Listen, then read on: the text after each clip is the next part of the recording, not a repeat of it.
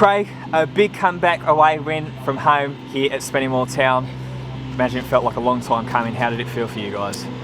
Oh, it's a relief. Do you know, it's I'm really delighted for the lads. Really delighted, because the last 3 games, especially Chester, Barnet, and Scarborough, I thought we'd done okay, but I just didn't think we were good enough in the final third. And I thought everything else was really good. Our defensive, our play, our patterns, everything was really good. But tonight, second half especially, just seemed to click. And I'm just so happy for the lads, for the board, for the fans that travelled all the way up here to see what we can do. Obviously, the last couple of games we've been playing excellent, but we've just not been scoring. But tonight we got the rewards, and I thought we deserved it. Spennymoor are a top club with top players and a top management staff, and for us to come here and dominate away from home on a Tuesday night after all the lads have been in work today, it's a proud moment, but it shows what we have in that dressing room, and it shows that we've got what it takes to do something. And it's something that we've not actually done since October 2017, is win on this very ground, and you've been a part of that and been able to do that with your boys at the helm. Well, that's it. Like, listen, this job has opened me up to loads of positives and negatives. It's stressful, it's lonely when you're losing. I find it a lot harder to get over results when you lose as a manager than as a player. I think as a player, you, like for instance on Saturday against Barnet, obviously disappointed with the game. If you're a player, you go home and you go, right, next match we'll get it sorted.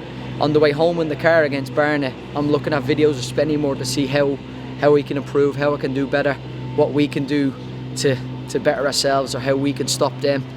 So it's a never-ending thing. But I'm learning so much at this moment in time.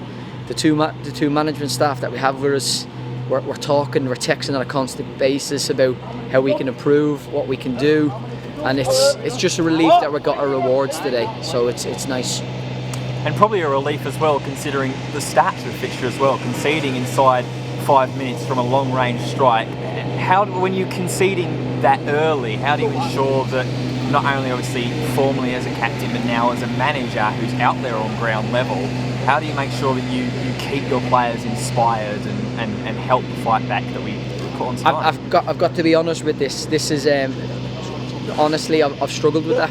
As a manager and playing, it's really difficult.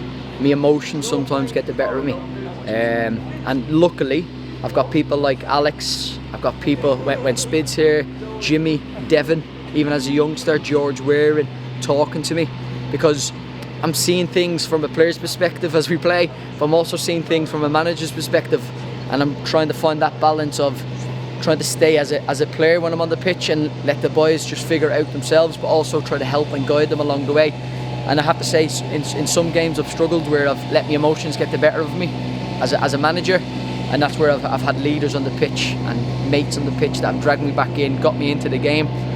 At half time today I struggled because of the first half and how unlucky we were. I really thought, I was like, it's supposed to be the Irish, I'm supposed to have all the luck, but today it's we've had that little bit of luck. Obviously, well, do you know what, I don't think we had luck, I thought we deserved it.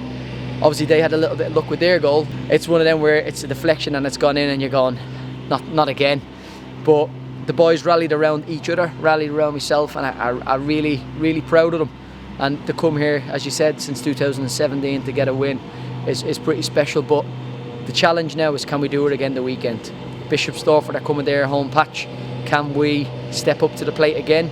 Can we have the same attitude, same desire, same passion? And can we go out and get the 3 points? And how do you ensure that you don't underestimate a team like Bishop Stortford as well? We've seen their first season in this competition, maybe before the season kicked off a little bit controversially, put into the North as opposed to the South Division. How do you ensure that you don't let that occasion get the better of you and perhaps play to a team that are not in the greenest of form at the moment? I think when you look at us against Barnet in the FA Cup, every single player had a little bit of extra grit about them. So I said to the boys at the end of the game there today, you've got to treat every game like it's Barnet in the FA Cup, and you have to have that mentality. Doesn't matter who you're playing against, whether they have 10, 11 men, what league they're in, whether they're in good form, bad form. You've got to treat everybody with respect in this league, because if you don't, you get rolled over. So we'll go in with the same attitude as we have for all the big games. We'll treat every game as it is big, and we'll look to get the 3 points on Saturday. Perfect, Craig. Thank you. Always a pleasure, Paul.